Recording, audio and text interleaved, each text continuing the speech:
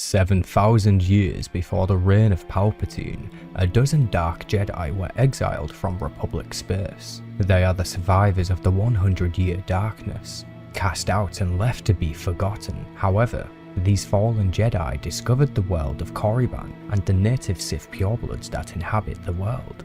The upcoming passage is an excerpt of the writings from one of these founding Sith Lords, Sorzun Syn, a female Sith Lord who specialized in spells and alchemy. Sorzun wrote many pages that were eventually recovered by Emperor Palpatine after Order 66. Today we are taking a look at the passage with the header, Sith Incantation. Subscribe to the channel so you don't miss the next video with the written passage that describes the birth of the Sith code. Alchemy is my science, yet I have found the Sith purebloods possess a new understanding of how to manipulate the dark side.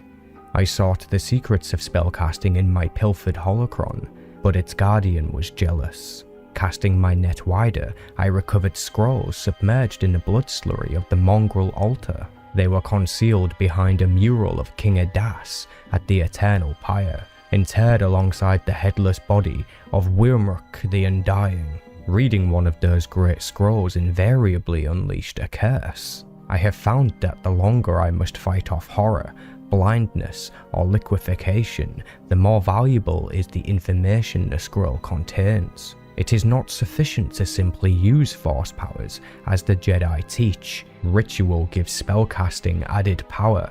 Memorize the incantations, speak them with conviction, and weave the invisible lines of power through gesture. Through this, I have changed the world in ways my teachers never imagined. Sutta Chwitsuskak, or Bolt of Hatred. By focusing your rage on the ones who stand against you, you can conjure a spear of dark energy to pierce their flesh. Odojinya, or Dark Side Web. With quick and precise finger slashes, you can spin a tracery of force tendrils to block a sword or bind a foe.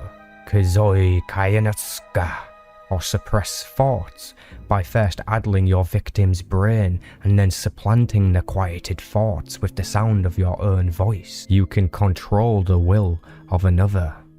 Duomutsiksa, or summon demon. By concentrating on the air and energy around you, you can call forth a manifestation of the dark side. A dream beast has no true form. Its shape is whatever its victims fear most. A smoke demon can travel as wind-blown miasma or coalesce into solid form when commanded to attack. It can vaporize the body of a victim by entering its nose or mouth, though it is vulnerable to force-based counterattacks. Isai Winoka, Oyakuts, or Reanimated Dead. This complex spell animates both the freshly dead and the skeletons of the Carrions' fields, transforming them into an unstoppable legion, impervious to pain and able to transmit a necromancy infection by biting. I would have taken pleasure in meeting with Dafka Glaush, who died decades before our arrival, though he is gone. It was he who melded alchemy and spellcasting to perfect necromancy. Given the illusions of life through spellcasting, the dead seek to drag others into the grave. Words have power. Proof is in the Sith scrolls I acquired. When read, they release malevolence as a safeguard against those who would unlock their secrets. Better to leave hundreds blinded with a binding curse than surrender power to a single fool. The abilities described in the ancient Sith language are new and astonishing. It is clear that in all the eons since the Jedi left Typhon, they have never divined the value of incantation.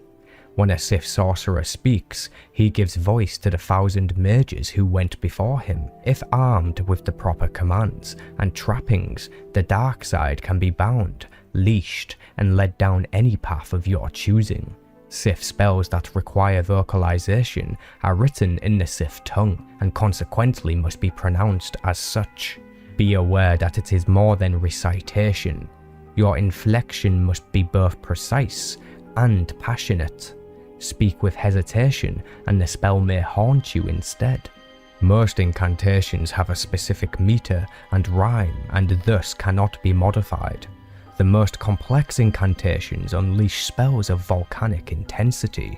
Spells, however, require time to prepare and to recite. They are challenging to use during combat. Sith kings often remove their best sorcerers from the battlefield scrum, positioning them atop high parapets where they rain curses upon the enemy's legions below.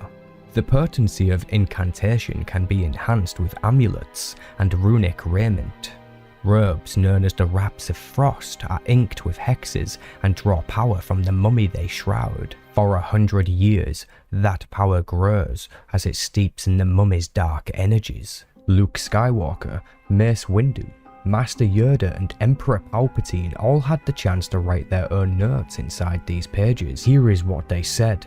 Luke Skywalker underlined the following and weaved the invisible lines of power through gesture, and wrote this in response. Members of isolated Force traditions have similar rituals. I'm convinced that all such requirements for using the Force are unnecessary. Emperor Palpatine himself commented on the page that contained recitations for Sith Incantations. His comment said, Korriban's Valley of Golg teems with lurching bundles of bones, still waiting for orders from a creator who has been dead for 7,000 years. Master Yoda commented on the page illustrating more incantations, saying, kept far away from the younglings, such incantations must be.